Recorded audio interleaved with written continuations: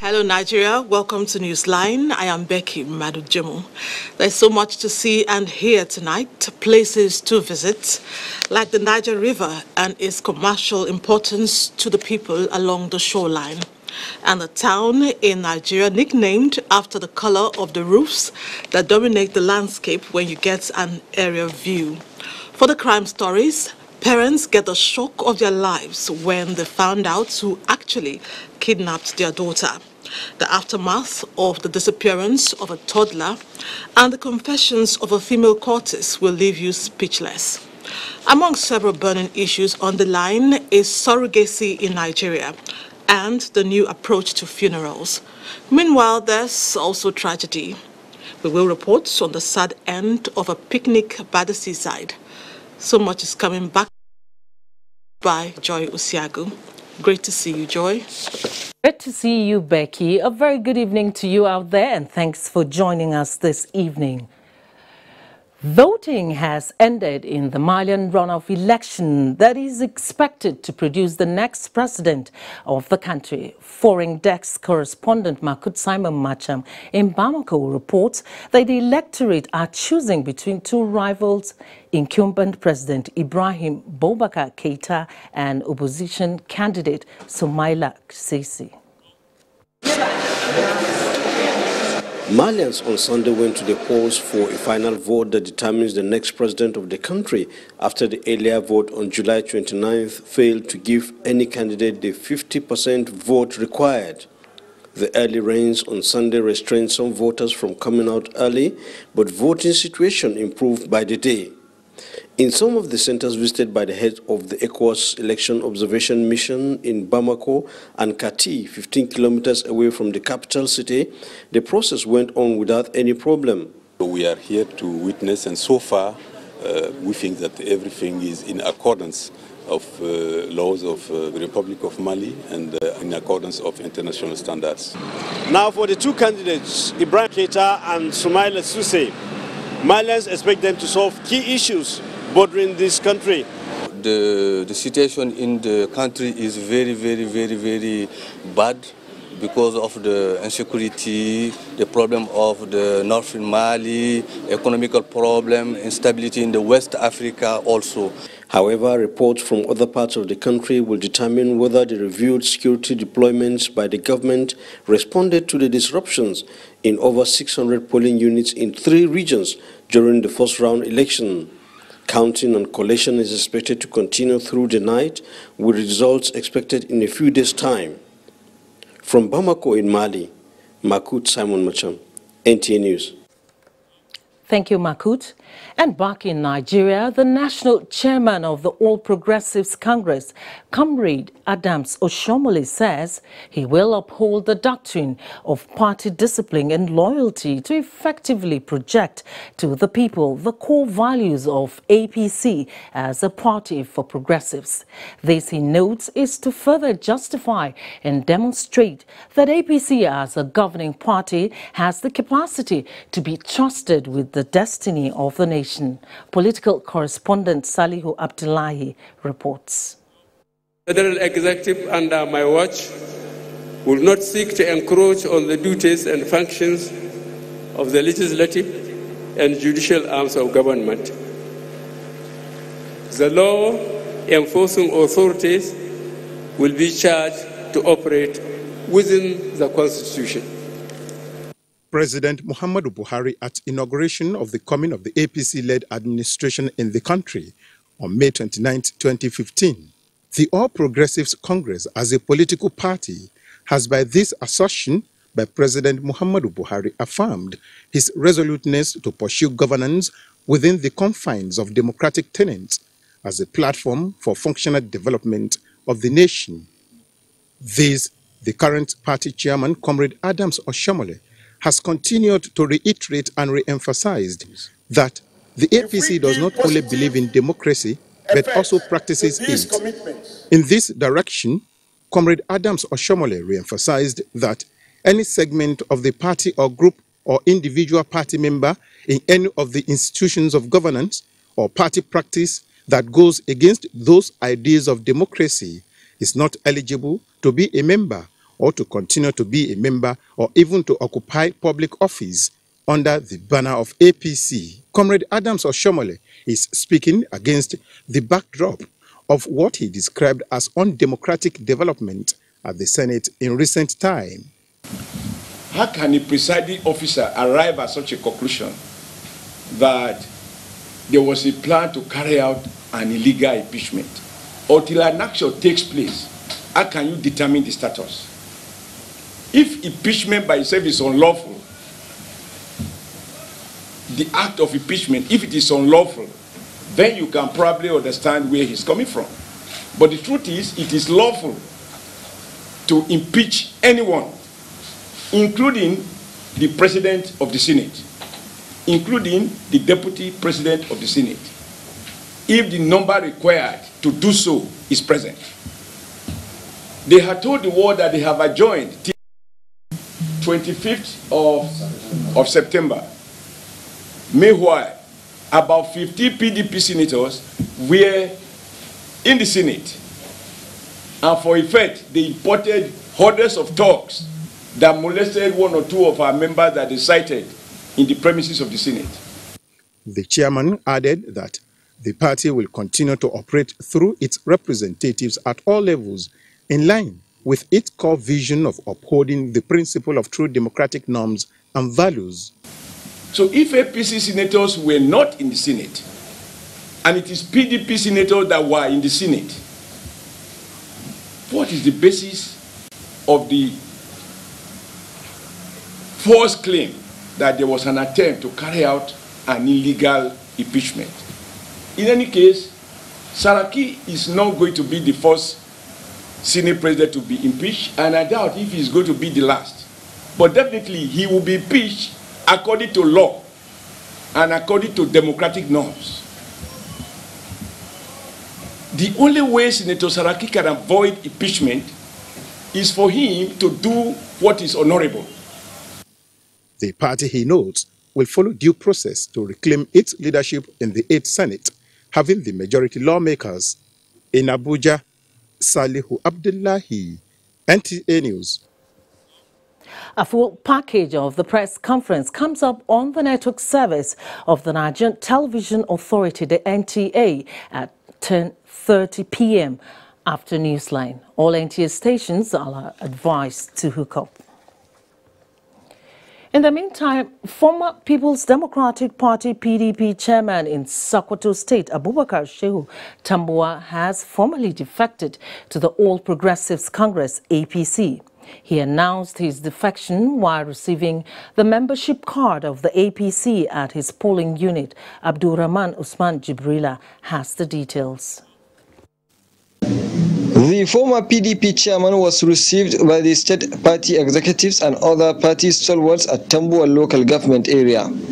He was formally received into the APC when he was presented his membership card at the Hausawar polling unit, Kasuwar Daji ward in Tambuwal town. Addressing his supporters and other party members, Abubakar Shehu Tambuwal said his decision to defect to the APC was informed by the landmark achievements of the Buhari-led administration. The former PDP chairman pledged contributing his best towards realizing the aims and objectives of the present administration for the development of the nation. We refused to decamp and insisted on reform. PDP headquarters was helpless. you understand? So we had no option other than to decamp. We are not having any grievances. We are not allowed to participate. That's all.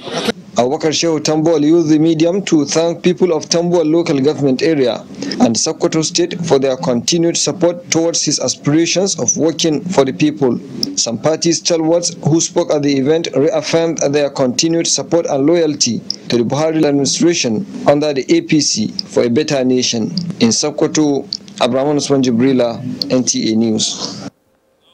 And still talking politics, the All Progressives Congress APC has described as ridiculous the call by reformed All Progressives Congress requesting the Senate President Bukola Saraki to declare the seat of Senator Godswill Akpabio vacant.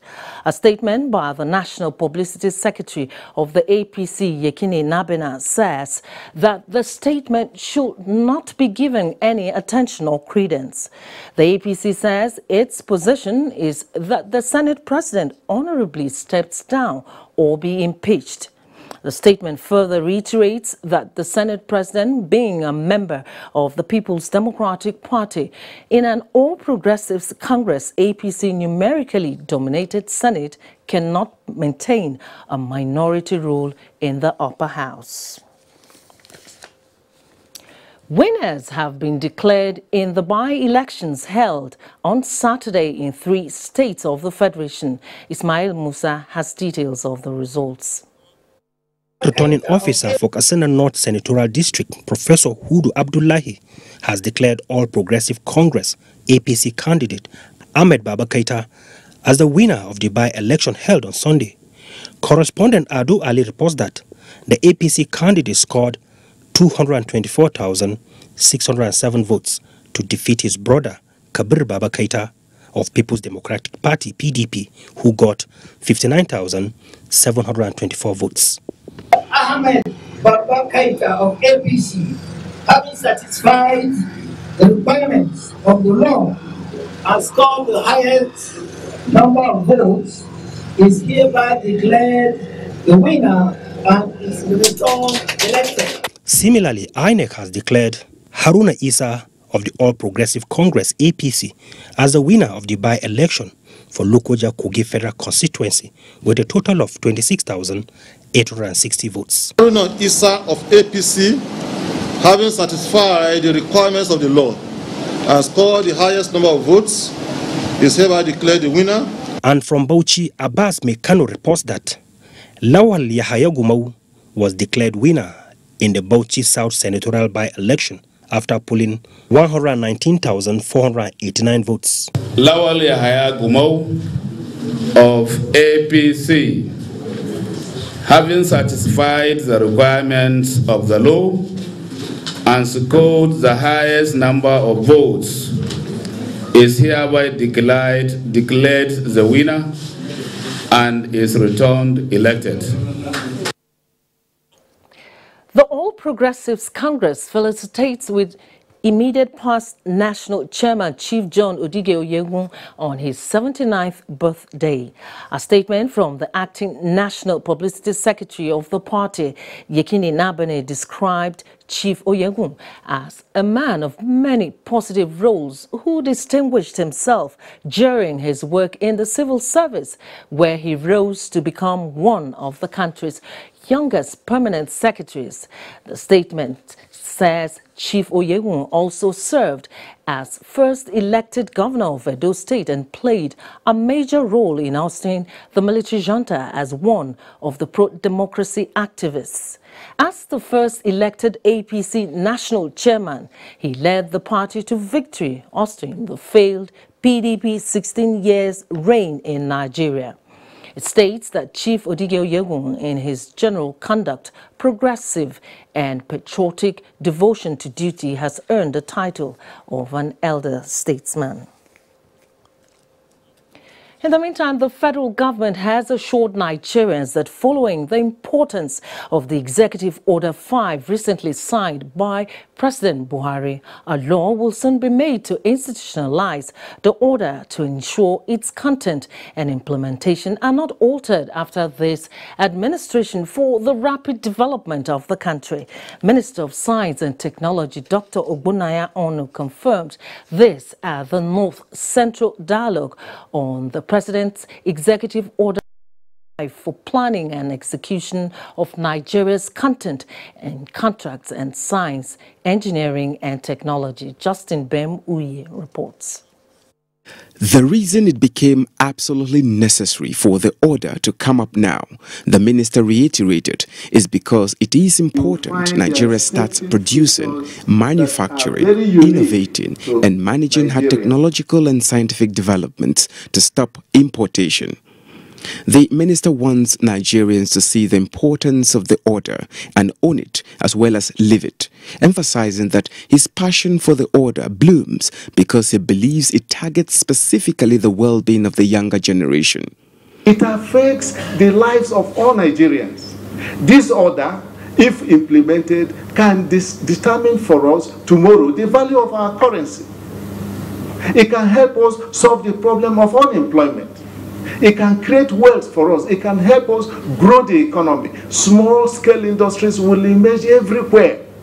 He encouraged Nigerians to be self-confident as the nation has the best of intelligence in the world and that the federal government aims at bringing the intelligence to use in the country in making a measurable progress in development.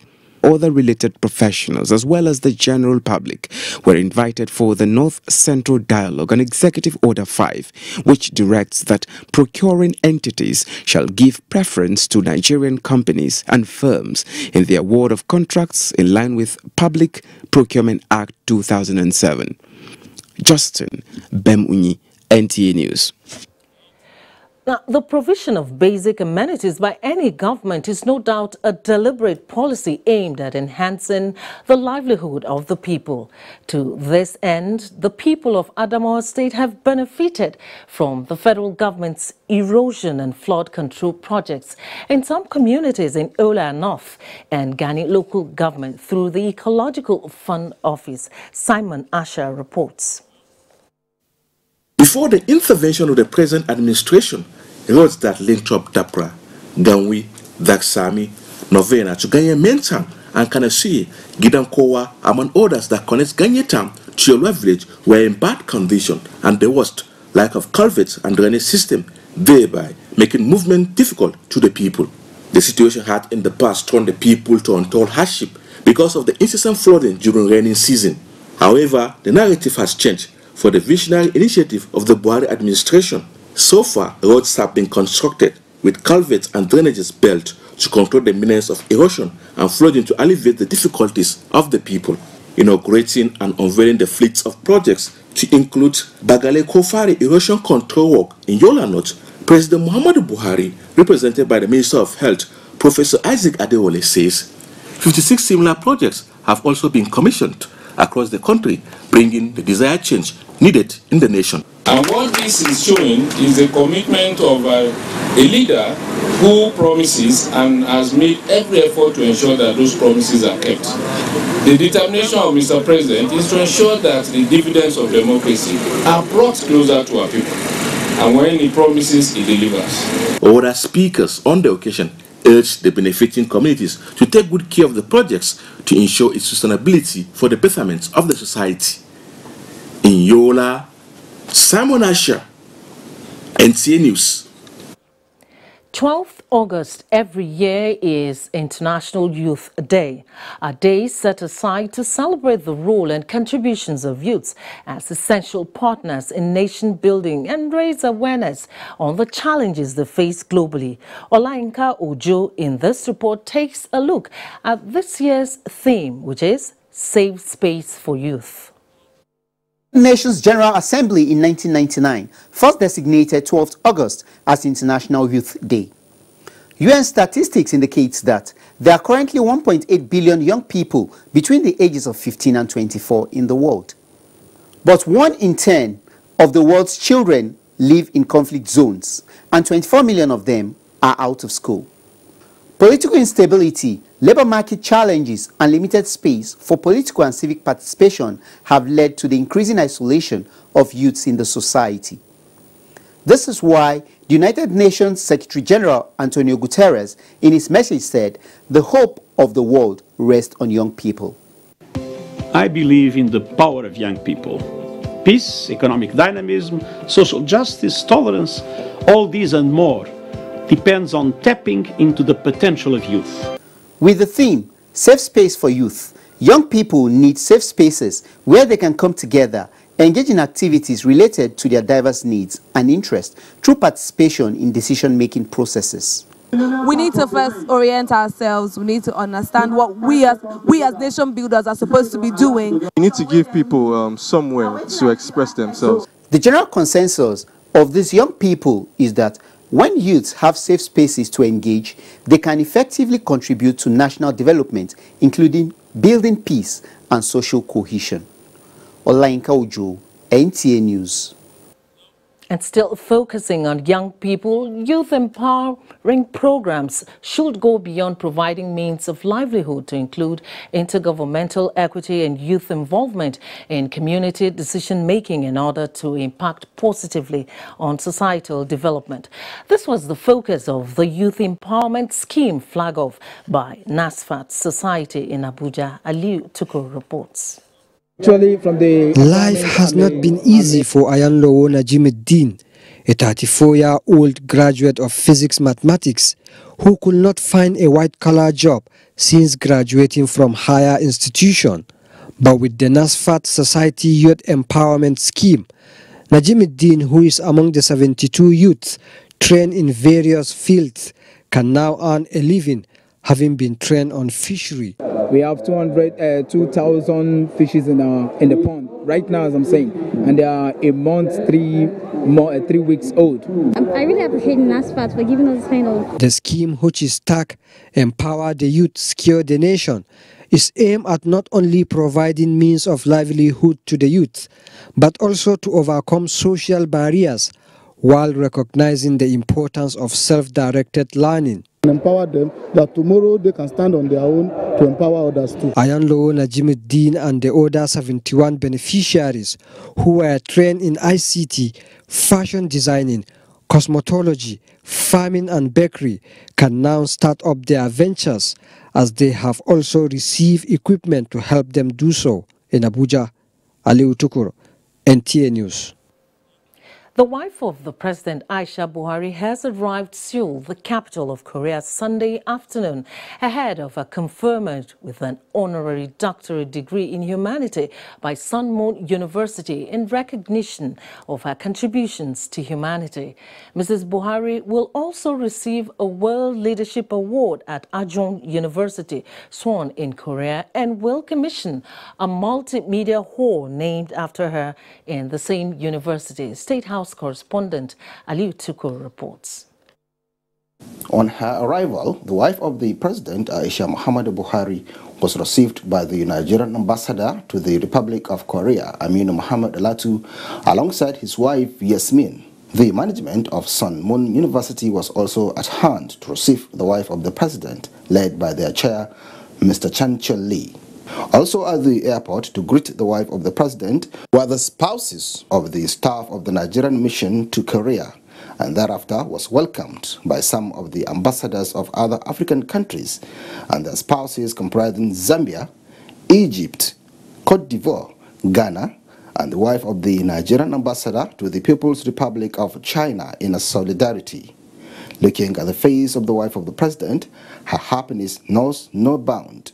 Mohammed Aminu Dalhatu is the Nigerian ambassador to the Republic of Korea. The Nigerian mission in Seoul is very delighted to receive this afternoon Her Excellency Hajia Dr. Aisha Buhari, who is in Korea to receive awards from prominent Korean universities. This is an honor not only to her person, but to the entire Nigerian nation. The program is expected to commence on Monday. In Seoul, the Republic of Korea, Aliu Kabir, NTA News. And back here in Nigeria, Christian leaders in the country have been reminded of their roles as the conscience of the nation, with a call to action to continue to promote the ideals that unite and reflect on the state of the nation, while also praying for the government. President Muhammadu Buhari, who was represented at the 23rd General Assembly of the Presbyterian Church of Nigeria, emphasized that this has become imperative as the elections draw closer. Umar Basi Edet reports. The president, who was represented by the head of the Civil Service of the Federation, Mrs. Winifred Oyoita, stressed the need for religious tolerance, love, and unity of the nation. He described the Presbyterian Church as a pivotal agent of change with tremendous contributions in the agricultural, educational, and other socio-economic subsectors. We know that the teaching of our Lord Jesus Christ is based basically on 2 commandments. First of all, you love the Lord your God with all your heart and with all your might. And then secondly, you love your neighbor as yourself. And once you as a Christian stand on these 2 commandments, you have obeyed all the commandments of Moses and indeed even the law of your country. Governor of Akwa Ibom State, Deacon Udom Emmanuel, represented by the Commissioner for Women Affairs, Dr. Glory Edith, was also at hand to present a keynote address on the theme, Living by the Word of God. Other participants at the General Assembly called for a return to a corrupt-free country with high national values. In the security situation in Nigeria, all hands must be on deck. As a country and as a government, we are not in any manner celebrating the situation. Of killing, destroying what you cannot produce, we reject that. As a church, we really mourn for those whose lost ones their life have just been quenched. The 23rd General Assembly coincided with the 172 years of existence of the Presbyterian Church of Nigeria and featured awards to various personalities, including the Chief of Naval Staff, Vice Admiral Ibok Etibas. In Calabar, Umar Basidet, NTA News. And talking sports now, Nigeria's Aruna Quadri beats Anthony Hatchett of France in the ITTF Challenge Open Men's Final as Nigeria men's rugby team returns to the international scene with big win over Niger Republic. These and more on Sports Update with Gift George. And now a quick look at the weather picture across the country. So, we could be warming up for some good rainfall within the next 48 hours in terms of amount and spread. We expect bulk of the activities over the northwestern flank in the morning, where thunderstorms are anticipated. Light to moderate rains are likely over parts of Niger, Kaduna, Abuja, and Plateau, and the southeastern axis. A few rains in the morning are likely over the northeast, though we expect weather build-up along the eastern stretch by late morning into early afternoon, with prospects of thunderstorms and rains to affect the northeast part of the central states and the south of the southwest before midnight. That's it from Nigerian Meteorological Agency. I remain Onyilo Desmond.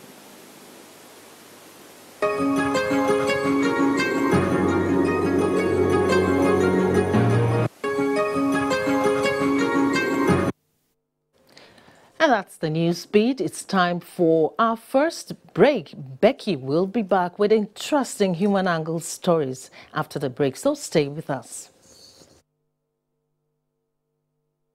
Correct words. Huh? See the shop for that side. Auntie, don't call that. That be correct words.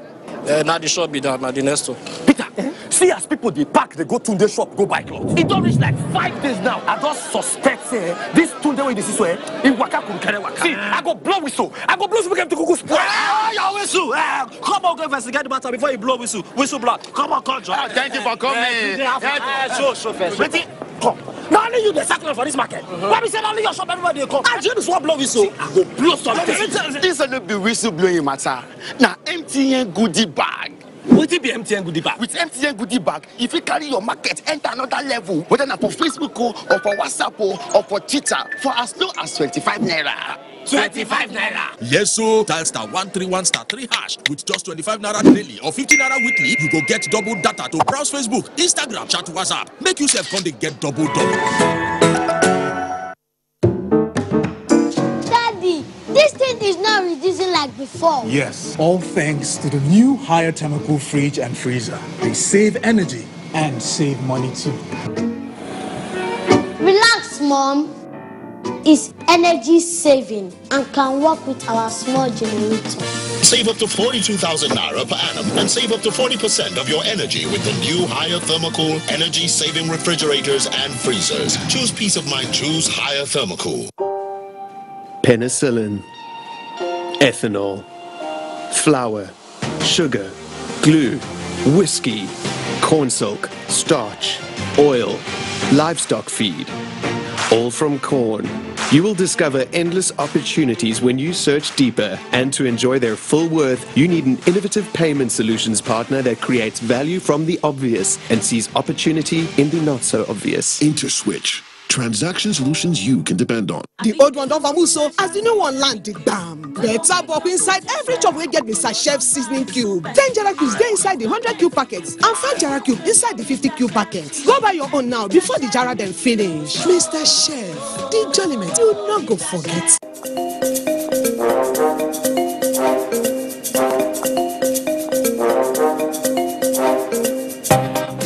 Keep your white fabrics glowing whiter, your home sparkling and free from germs with Hypo. Make a dazzling impression every time and let your white speak for you. My wife. Any other wife is a counterfeit. Oh, Mama.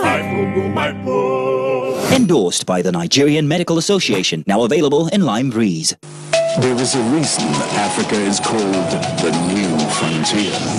What was once potential is now an opportunity ready to be seized. Once revered for our resources, today's wealth lies in our people. People who build the cities that shape the future. People who know an idea in one place means business in another. A generation for whom technology means there are no borders, no boundaries. We are the new lions in a brave new world, kings of the urban jungle. And there's a bank that puts the world in our pocket and the future in our hands. UBA, Africa's global bank. Thanks for staying on the line. The incident you're about to watch happened in Lagos. A parent got news that his child had been kidnapped. In anxiety and fear, he manages to arrange the agreed ransom for the release of the victim. However, just before payment, the case turned on its ear. The twist in the tale will be reported by Doing Dia. This is a story of betrayal, frustration, and obtaining under false pretense. 19-year-old Dorcas Adelewa and her friend Ifeoluwa on the 12th of July 2018 put a call through Dorcas' father Taiwo Adelewa that she has been kidnapped by some unknown gunmen on her way back from school, thereby demanding ransom of 600,000 naira. The strange developments, however, got the father, who was attending a function in Ogun State, worried and helpless. Soon after the ransom was prepared and further investigation carried out by the Lagos State Police Command, the reality of the true situation was a rude shock to the innocent father, having to know that the strange call was stage managed by his daughter to defraud him. She actually planned with her friend, one Ife Oluwa Ogunbayo, who provided her with an accommodation at number 174 Adebayo Road, Ijebu Ode, to hide her. And that the phone that they used in demanding for the ransom of 600,000 naira was also provided by that her friend. And that the entire kidnapping incident was stage managed. She called me that she's coming from Akure, that she entered kidnapped bus. Why? She now tried to escape. That's why she came to the nearest place she knows she can come. She now asked me that, did I have call card on my phone? I said yes. She collected it. Immediately she collected it, she went out from my mommy's shop. She went far. She go and receive call. She called her. I don't know that she called her daddy that she was kidnapped. She used my phone to do anything, everything. My mom collected a loan, which she has not paid for. Loan of how much? A loan, a cooperative loan. How much? 350,000. I don't know. I've forgotten. So your mommy and your daddy are no more together? They are together. Okay, so how much were you demanding from your dad? 600,000. 600. With recent involvement of young girls in crimes, the place of trust, moral and value system which Africa and the Nigerian society is known for is now questionable. There is no crime without any cause or without any reason. So definitely they have to judge the background of the family vis-a-vis the relationship between the father and the mother. So if that one is being checked, and they know that the father is playing the fatherly role that is supposed to play, so there doesn't be any cause for connivance with either the mother and the child. You can break the marriage if the father should find out that the daughter did such a thing. He can make the mother and the father not to be together again. There is no reason for someone to do such a thing. I think peer pressure might be part of it. And depends on the people that are influencing you. If their own will is stronger than your own, it might influence you without you even knowing. My advice is just be who you are. Don't try to say you want to copy someone because you want people to notice you.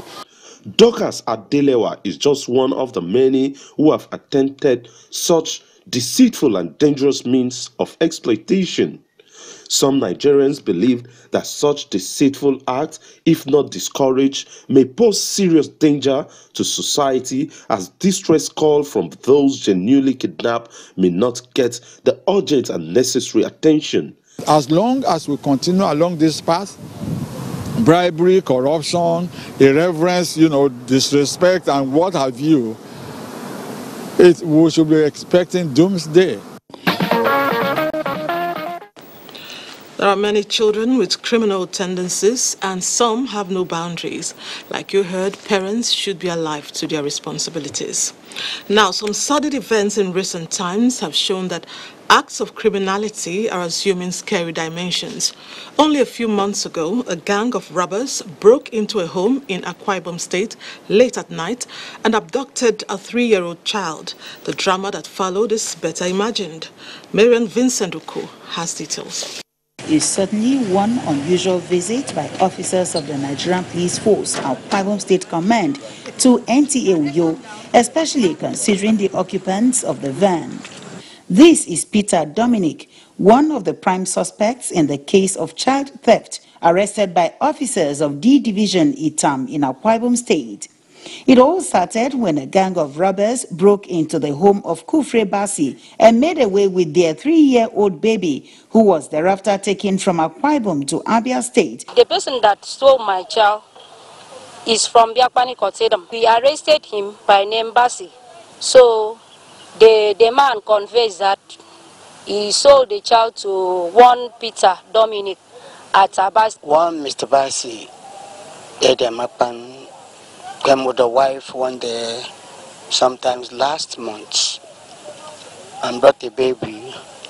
That is the daughter, and that the mother that gave birth to this girl has gone, that he doesn't want the daughter to die, that this present lady do not take care of her. So I have to help him, and brought somebody from the motherless baby home to him, and he collected money.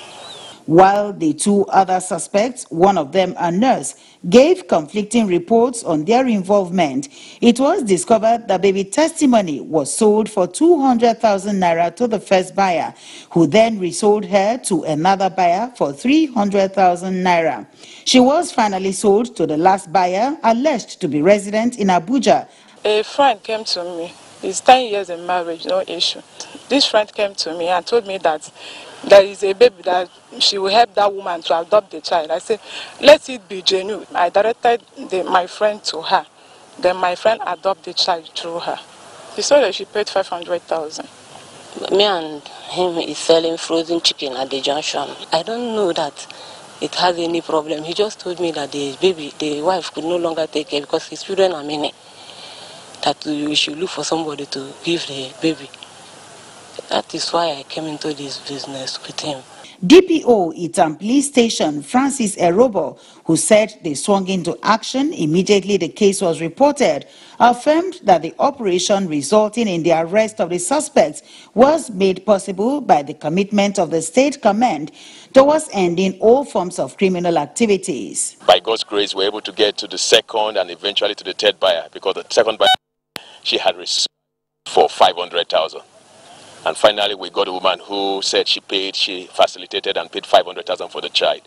While the suspects claimed to have regretted their actions, the Commissioner of Police, Akwa Ibom State Command, Adeyemi Ogunjemilusi, assured that the matter will be taken to a logical conclusion to serve as deterrent to others. We are determined, and we are using this opportunity again to send the message to the hoodlums that we would leave no stone unturned until we flush them out. For the mother of baby testimony, the over 1 month that her baby was lost was a nightmare she hoped to wake up from. She commended the efforts of the Nigerian police towards the recovery.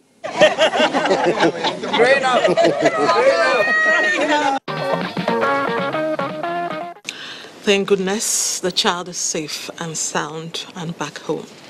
Moving on to people of Kogi State, the river Niger is symbolic. Many citizens of the state consider the river a source of livelihood as it supports agriculture and transportation. Hami Surogo reports on how the river could change the fortunes of the state and the nation. This is Lokoja, the Kogi State capital at dusk. How much a landscaping beauty it is. This picture of Lokoja can compare with any global city we see on magazines that receive fortunes out of tourism. It is amazing how much Kogi gets. The potentials are there. The pictures speak for themselves. An ancient township accentuated by the eternal river Niger. True, river Niger creates dreams as it marshals its way to the Atlantic. In Lokoja, where it linked up with the river Benue, it creates a landscaping masterpiece. Just thinking aloud, River Niger joined River Benue in Lokoja. They flow together from there on. Then why should River Niger alone take credit for the merger? That is by the way anyway. I had in mind to link up with a farming community on an island between Ida in Kogi State and Agenebode in Edo State. River Niger created the island. The story is that group of farmers from Anambra, Enugu, Delta and Edo states form a rich farming culture there. They work in harmony, and they know how to spend the night. I planned to spend a night or two with them. But when the boat people at Ida Riverside slammed a price for us, I skipped the transport. I deferred the trip to another time. As much as the island people, however, the people of Ibaji in Kogi State have similarly developed a rich farming culture, different from their neighbors. Again, it is a culture developed through having River Niger at their backyard. Well, this is River Niger in its days of glory during the rainy season around Itoduma in Ibaji local government area of Kogi State. But then I met the people of Ibaji, who I learned are farmers of no mean status. They produce cassava, yam, rice in large scale. And they have interesting story to tell because farming in this place is like a ritual. Across all villages of Ibaji, life is restless. Agriculture has taken over their soul. No one is left out. All day long, you are confronted by images of vibrant agriculture. The whole environment is under cultivation. No space is wasted.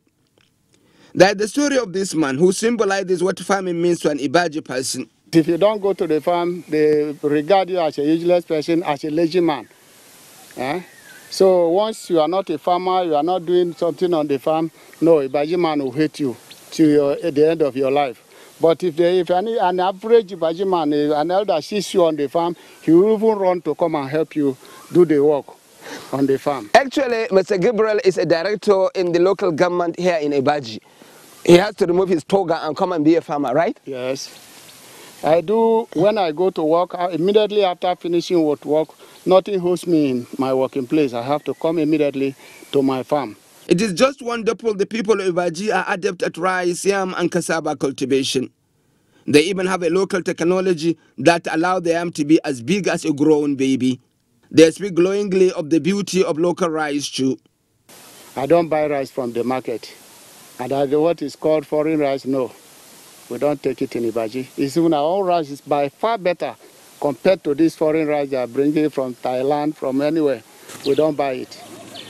The good news for people of Ibaji is that federal government is availing them with the fertilizer in adequate quantity and in time. This is in fact a long queue for collection of fertilizer at a point in the local government headquarters. Many of the farmers in Ibaji wish they had access to agric loan too and a good road.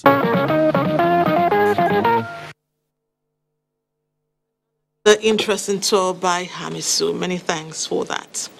It was a train ride like no other. In fact, it was a historic journey because it was the first time a train took off from Kogi through Edo and down to Delta State.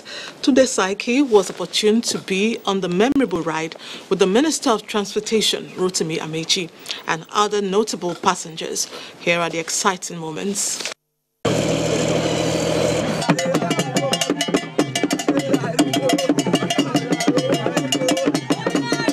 This jubilation and traditional dance by these people is not just a marriage or burial ceremony as you may assume, but rather a celebration of the people heralding the arrival of a passenger train into their community for the first time. For over 30 years, this rail line was in limbo, completed but idle.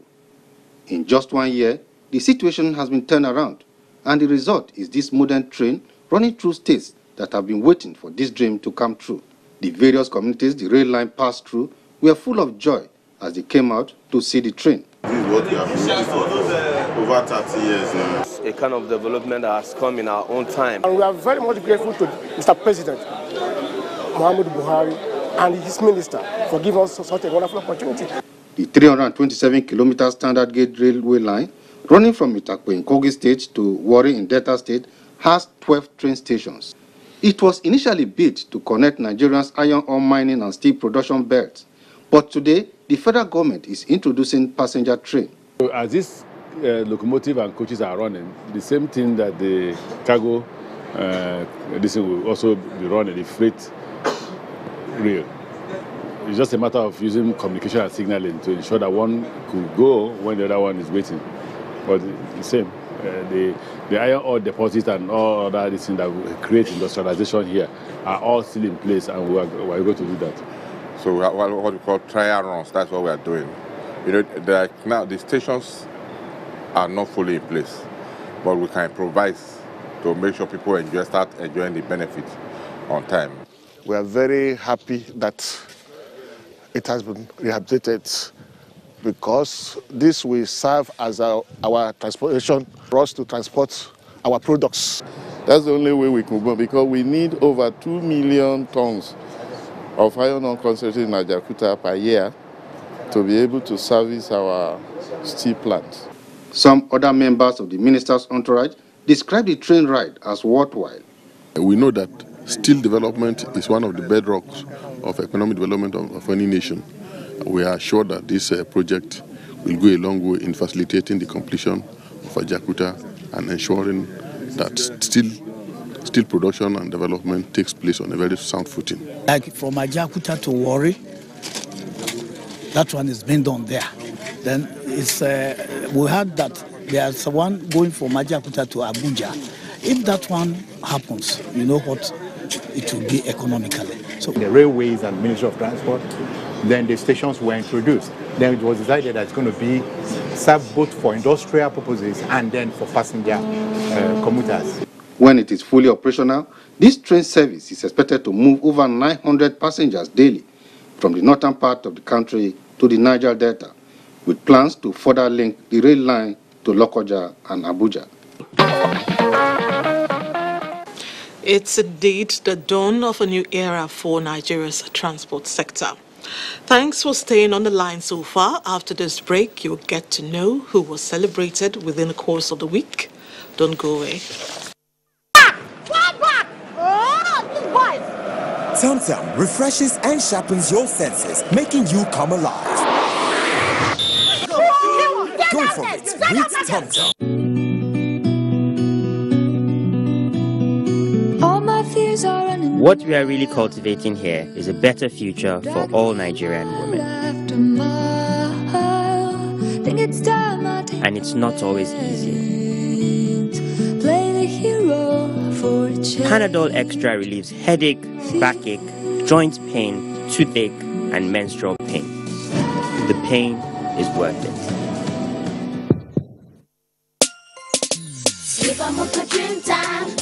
Wakey, wakey, rise and shine. The new Mocha Dreamtime mattress is specially designed with kids in mind. And it's water resistant too, so it's real easy peasy to clean. Mocha Dreamtime gives my kids the quality sleep they need to succeed.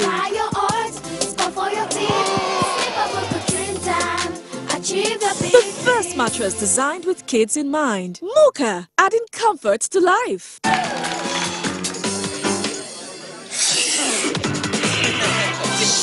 I've got something for you. Clorex is the only gum that eliminates odors, giving you real fresh breath. We have a challenge. My husband has a big interview, but his shirts aren't cleaning well. Don't panic, Ngozi. Just use Good Mama. Good Mama's extra cleaning power removes all dirt, leaving a wonderful scent. Look, whites are white, colors are bright, and extra fresh. Now in a 1 kg pack. He got the job? What do you think? Obvious. Good Mama knows best. Share a Mentos, make a friend. Stick together till the end. Share a Mentos, socialize. Share Mentos and be nice. Mentos candy. Crunchy outside, chewy inside. Have some fun. Who says no to Mentos? Now introducing the new Mentos Extra Strong Mint. Cadbury Hot Chocolate 3-in-1. A delicious combination of rich cocoa and wholesome goodness of milk. Just add hot water to get an instant chocolatey treat. Cadbury Hot Chocolate 3-in-1. Just add hot water.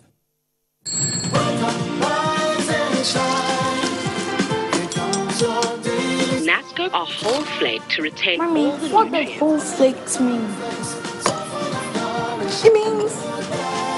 It means, come on, eat your breakfast. We're going to be late for school. And stop talking with your mouth full.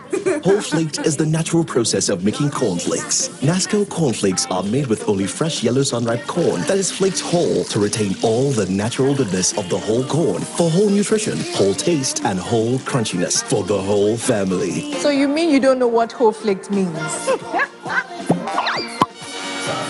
So next time you're eating cornflakes, make sure it's whole flaked NASCO cornflakes. Welcome back. More than 100 Catholic faithful in Lagos have been honored with the prestigious knighthood of St. Mulumba. Annie Daniels reports that they were admitted into the order for their roles in promoting peace, prosperity, and unity in the country.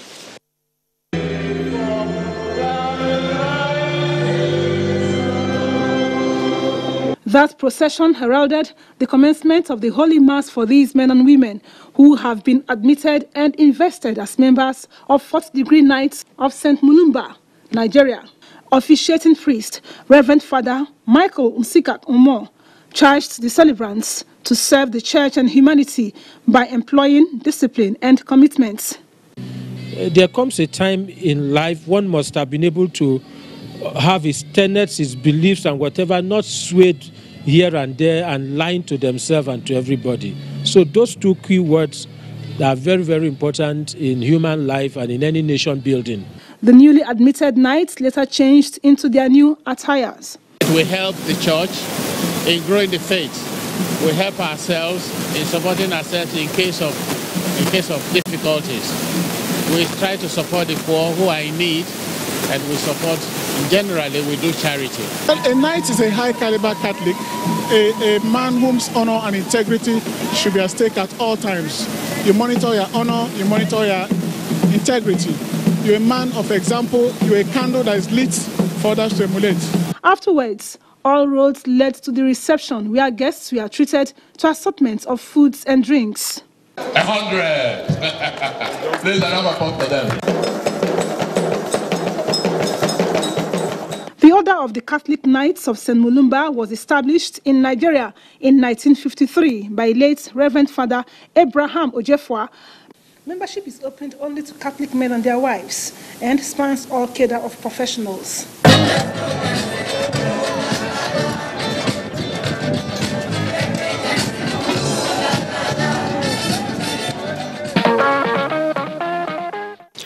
Congrats to the new Knights of St. Mulumba. It was a memorable moment for the Alaafin of Oyo, Oba Lamidi Adeyemi III, when he gave out his daughter, Rukayat, in marriage. Funke Ibidamiton witnessed the glitz and glamour of the royal wedding.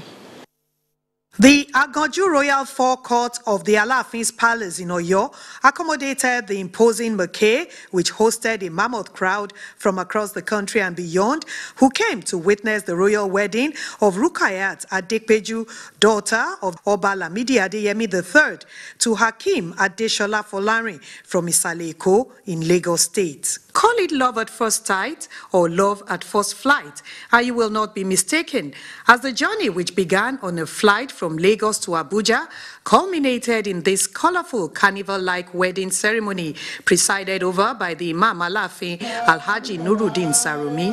Alhaji Taufik Akeugba Gold, in his sermon, charged the couple to build their home on the acronym STEP. Always live together, always talk together, always eat together, always pray together. The grand reception and royal banquet which followed was enveloped with love and beauty. Guests had plenty to eat and drink and shake off their bodies to the music of Bonsue Fuji exponent Adewale Ayuba.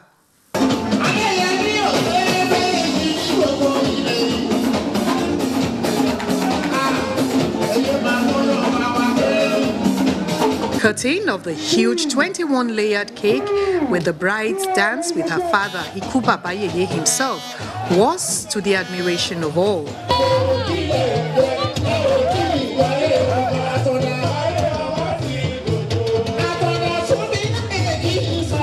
There were loads of advice from royal fathers, family members and dignitaries, including representative of the Minister of Information.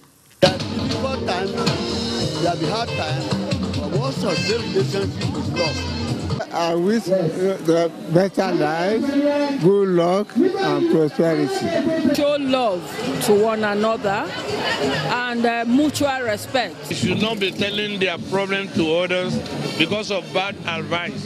The wife must be submissive to her husband. For the lovebirds, this is the beginning of a lifelong relationship. Words cannot describe her. Like, it's been the best thing that ever happened to me in my life.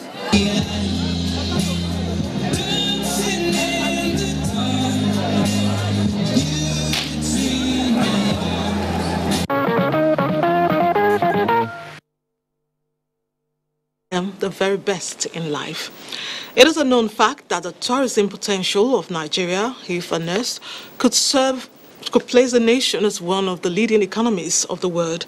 Adebola Brookslyn Sunday, who was in Sentosa, Singapore recently, reports that the tourist location could serve as an inspiration to Nigeria.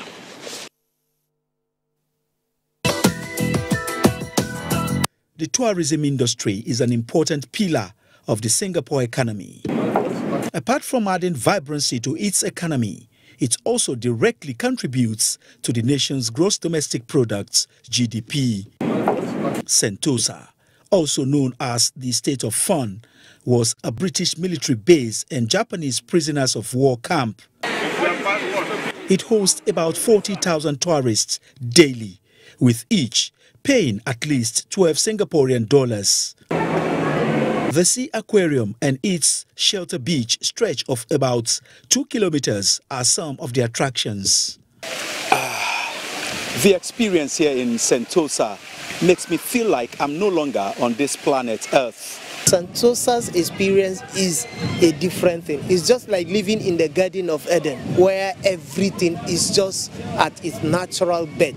Back at home, well, my belief is one day we'll get there.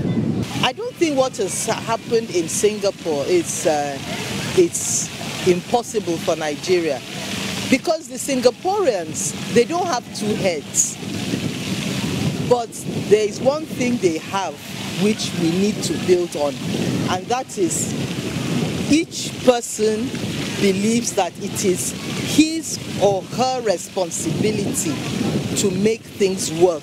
The Capella Resort Hotel, where U.S. President Donald Trump and his North Korean counterparts, Kim Jong-un, signed.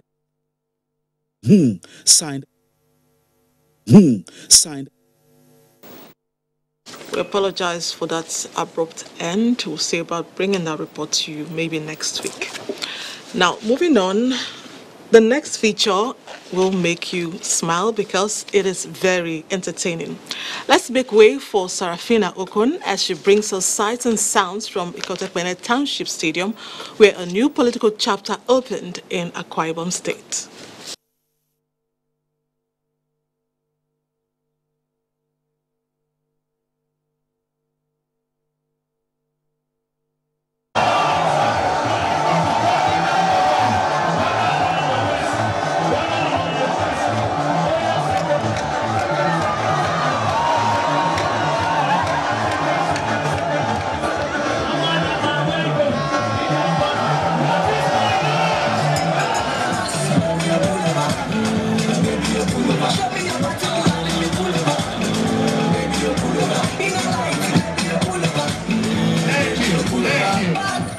Call this uncommon dance and I bet you won't be wrong. Akwa Ibom Nation stood still to welcome Senator Godswill Obot Akpabio into the All Progressives Congress of Nigeria. The Ikotepene Township Stadium was agog with excitement and jubilation as one of their own was given a state welcome to the APC fold. Trust your #1 entertainment program to serve you with all the bleeds and gleeds at the event.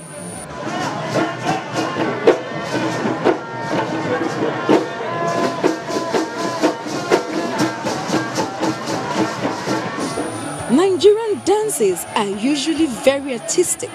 The costumes, dance steps, and drum beats only makes it more exciting. And guess what? Communication is so much easier, so much so people of all style and ages can't help but go with the flow.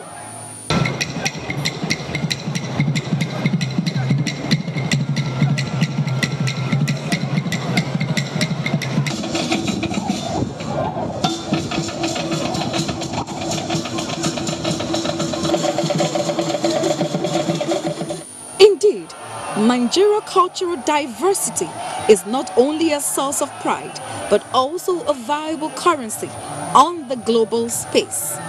The second master MC Galaxy thrilled guests at the event. Need we say the crowd was thrilled?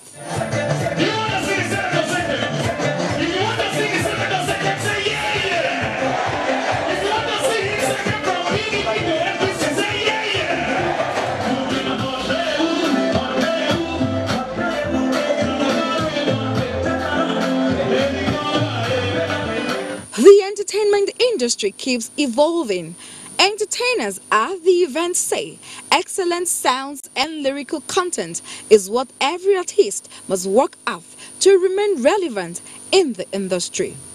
Music has played a very pivotal role in the Nigerian system till date. I mean, I don't think any event can go at all, any social event, for music or any entertainment not to be done or not to happen in that event. I don't think it's possible.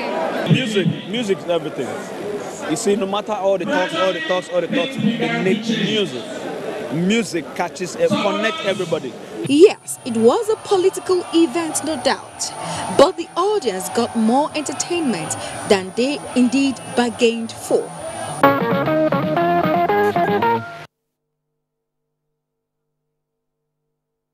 Thanks for sharing, Fina. As science continues to bypass the laws of nature, some communities are still upholding age-long practices. Details after this break. Stay on the line. is not a joke. It incites genocide and crimes against humanity. Most of Africa's civil wars are caused by hate speech from one tribe against another. We don't want it here. The Nigerian government stands firm against hate speech. Under no conditions whatsoever should we tolerate or excuse or justify hate speech or hateful conduct of any kind, especially where such is illegal. There's no doubt that the resurgent push for separatism, as well as the rising cases of ethnic and religious disharmony, are all traceable to the growing phenomenon of hate speech. One nation bound in freedom, peace and unity. Nigeria, one nation, one people. This is a public service announcement brought to you by NTA. The Executive Governor of Kebbi State, Senator Abubakar Atiku Bagudu, on behalf of good and hospitable people of the state, welcomes the Minister of Power, Works and Housing, Mr. Babatunde Raji Fashola, SAN, Ministers of State of the Ministry, Chairman of the Senate Committee on Works, Chairman of the House Committee on Works, Directors of the Ministry, Honorable Commissioners of Works, Permanent Secretaries and Directors from the 36 states of the Federation and all stakeholders. To the 24th Council on Works with the theme Ensuring Value for Money in Nigerian Highways Development, holding in Burning Kebbi, Kebbi State. As we converge in Kebbi State, the land of equity, between 13th to 17th August 2018, we wish you journey mercies and successful deliberations. Barka da zuwa. Sign, Alhaji Abubakar Atiku Bunu, Honorable Commissioner, Works and Transport.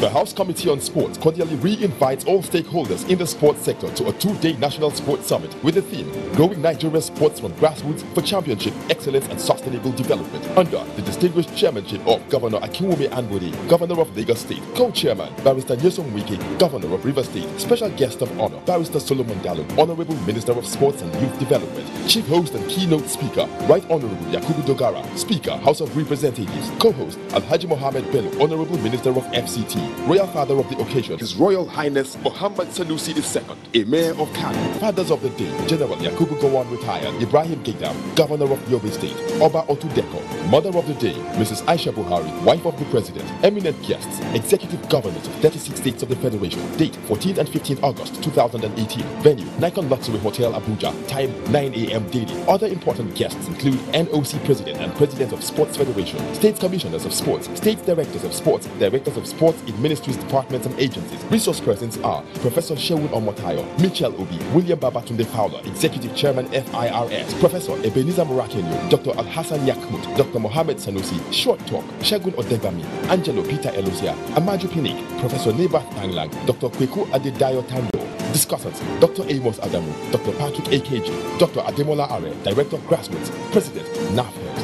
For more information, please contact Okeyinka Matthew, Global Sports Consult, 0818-552-2268, 0805-238-3336. Suleiman Fatai, Clerk, House Committee on Sports, on 0806-771-3438, 0818-556-8873. This announcement is proudly sponsored by NTA, Africa's largest TV network. Announcer, Honorable Guni Bukarinawan, Chairman, House Committee on Sports. Madam. Brought us as usual. As usual. You have no problem. For the three you are welcome, sir. As usual, yeah. Welcome. You take that one. You don't understand? We want Nigeria homegrown rice. Finish. You don't have. Join the rice revolution today. No other rice that tastes like Nigerian rice. Are you sorry? That's the Nigerian rice we are talking about. Chocolate made in Nigerian rice. Healthy food. I'm going to bring Mrs. Mobu to come to chocolate rice of made in Nigeria here. And see how it are made. Correct. How they are cooking. Correct. Homegrown rice are good for your health. It boosts our economy and give employment to our people. This message is brought to you by the Federal Ministry of Information and Culture. The old one don't vamoose so as the new one land dig bam. Better bop inside every chop we get beside chef seasoning cube. 10 jara cubes dey inside the 100 cube packets and 5 jara cube inside the 50 cube packets. Go buy your own now before the jara then finish. Mr. Chef, the jollyment you not go forget. Fake news which is shared for malicious purposes is a danger to our peace and security in Nigeria. Misinformation as fake news is a serious threat to our hard-earned democracy and promotes hatred and misunderstanding between our communities.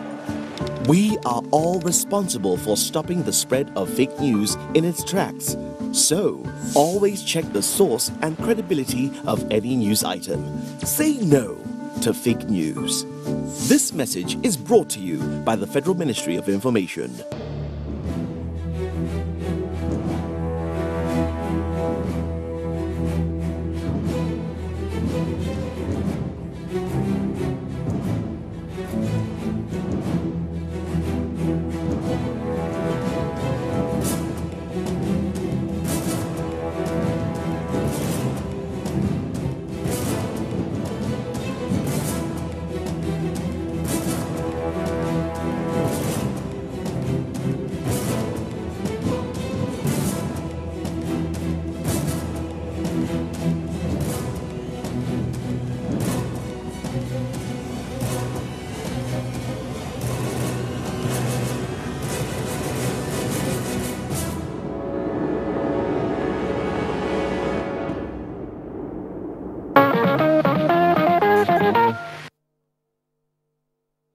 To have you back.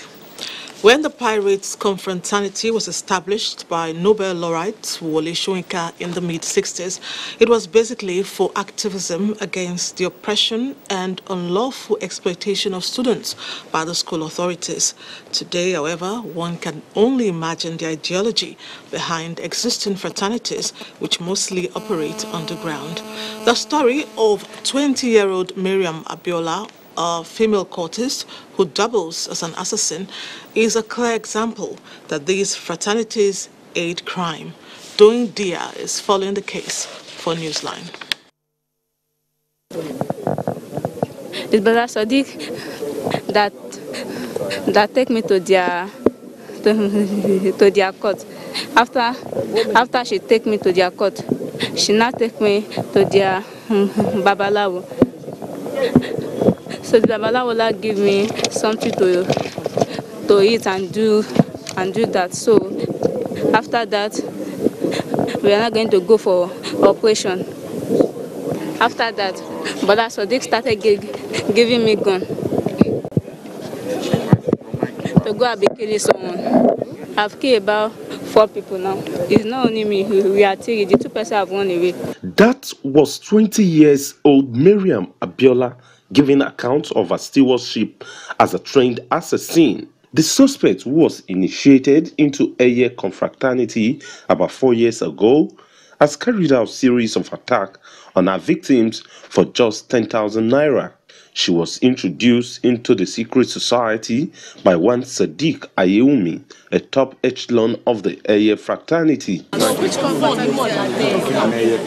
Before they carry out their operation, the group often consults a herbalist Adio Ogunremi for spiritual guidance.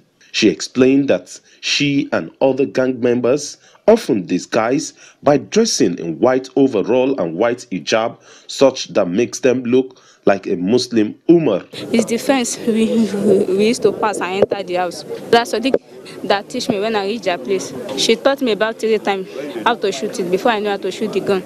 This is not the first time the Lagos State Police Command will parade notorious cultists such as these, as the increasing rates of cult activities in the Lagos metropolis is said to be another security threat that needs serious and urgent attention. During investigation, the suspect, Sadiq Oyewumi, confessed to be a member of a secret cult group known as Aye Confraternity. He further stated that during their cult activities, his brother, Wahid Oyewumi, was shot dead by the rival cult group led by Emeka Ihioma, whom he alleged pulled the trigger of the gun that killed his brother. Emeka Ihioma further stated that his group decided to kill Sodiq's brother when all efforts to kill Sodiq failed. It is from home, and they develop it more when they meet with friends that do same thing, that when there's nobody to advise them. Peer pressure will push students, young ones, to go and join secret society just to feel among. Parents are failing in discharging their own responsibility of bringing up their children morally and what have you. Though some children are facing a lot of problems, we should put God first into their life and keep on praying for them. While Miriam Abiola and other suspects are standing trial, one important aspect that needs to be re-examined is the negligence of most parents to their wards, especially the girl child. Chilling confessions, I must say. The law will decide what to do with the suspect and her cohort. The young lady on cue is special. She's in the fashion business, precisely costume jewelry. She's very good at what she does. As a matter of fact, some of us NewsLine crew members have patronized her. She not only designs earrings and neck pieces, she makes and delivers them to buyers. I'm sure you're wondering what the big deal is all about. I think John Adams will now let us know. I know a God whose mercy, full and kind, faithful and gracious. I'm the apple of his eyes, the thought that fills his heart. This is Blessing Ureto showing gratitude to God. But why is she doing this? Did she win a lottery? Did she get $1 million contract? Many questions going through your mind, right? You'll get to know. Blessing is appreciating God for making her a unique being. She was born with a disability that affects her 2 legs. To see my siblings being able to move about with their feet, go to school and come back, and my case was just quite different. I was used to being the one telling them welcome. I was never used to be the one saying, being greeted at welcome. Blessing has refused to be limited by her condition. That is why she decided to explore her potentials, which bead making is one. When I came out of my vocational school, it wasn't that easy to come out and become a dressmaker, because I had to have a shop and I had to have other things to start up business, which was not forthcoming. So bead making was secondary for me while I was there. I remember I took 3,000 naira to the market and I bought something little. I just said to myself, this is my starting point on beads. Did I tell you that she has never been to a conventional school? Yes, she has never, but she's so eloquent. How did she do it? I make friends with people that are ahead of me. I enjoy looking up to people. I enjoy listening when people are talking. People that I enjoy gaining knowledge from outside. Your knowledge cannot only come from the 4 walls of the classroom. There was a day one girl said it's a graduate. The girl was behaving as if the day my daughter opened the door, I opened my mouth. The English that was coming out for her, I don't know where I learned.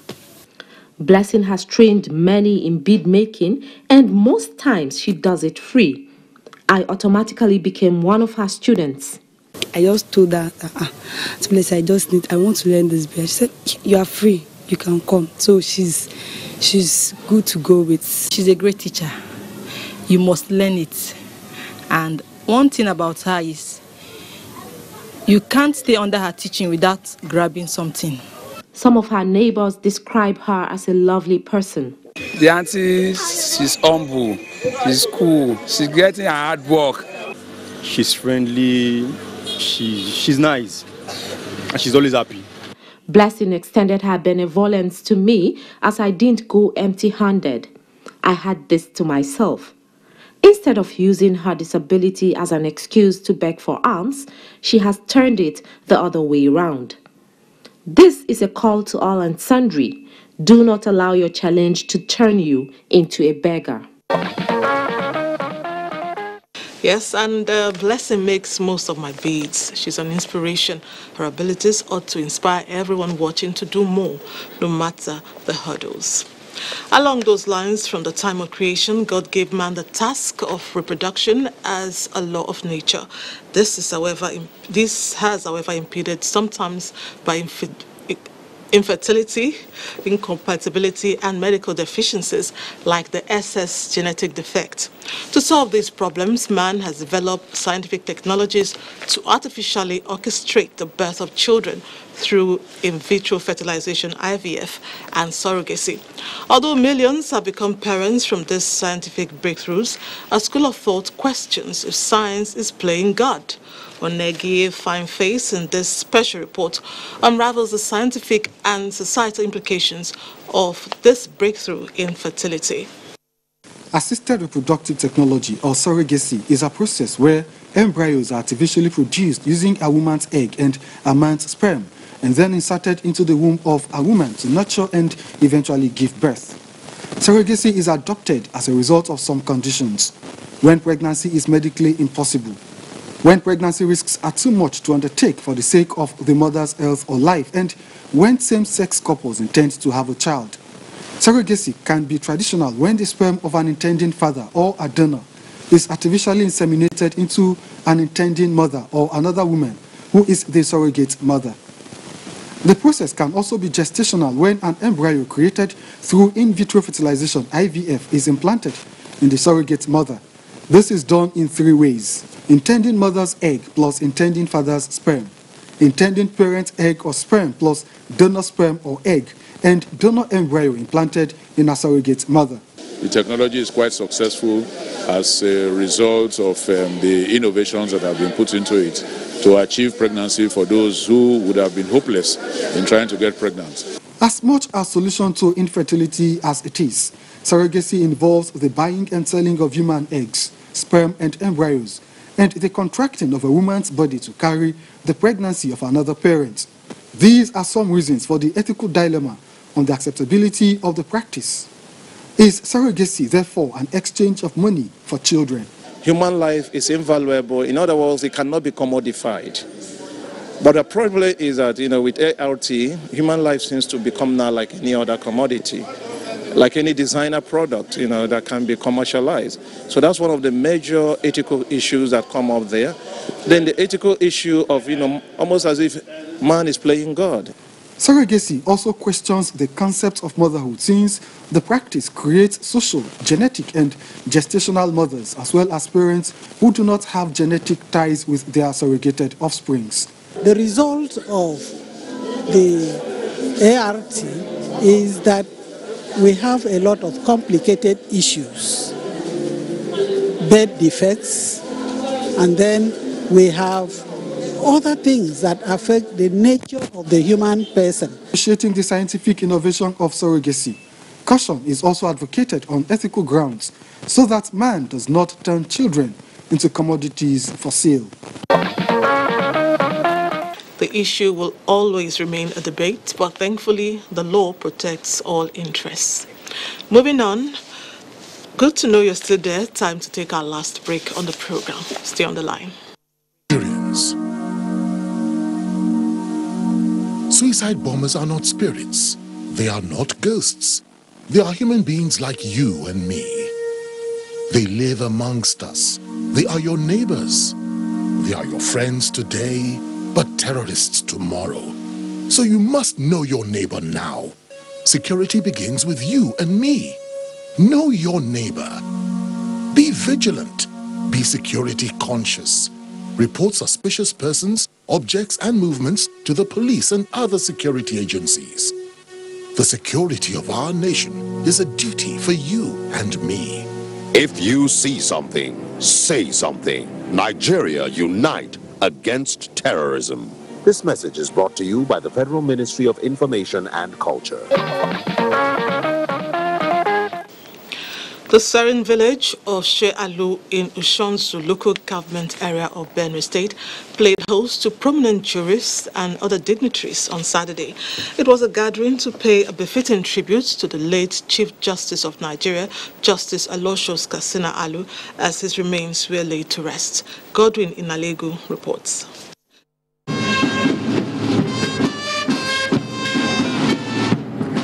For a man that has laid indelible footprints on the sands of time, especially as far as the legal profession is concerned, the turnout and caliber of came out to pay their last respects was not unexpected. Among them was Chief Justice of Nigeria, Walter Onogen, former Chief Justices of Nigeria, former and serving judges and other legal luminaries, former governors and National Assembly members. They all described late Justice Katsina Alu as a rare gentleman and an uncommon jurist whose legacies will continue to remain for quite some time.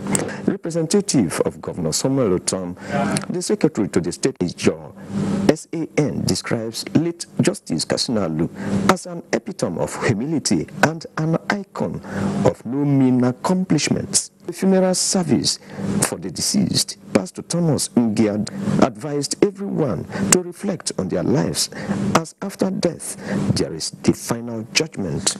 He called on everybody to seek the face of God through acts of charity and service to humanity. Late Justice Katsina Alu was married with children and grandchildren.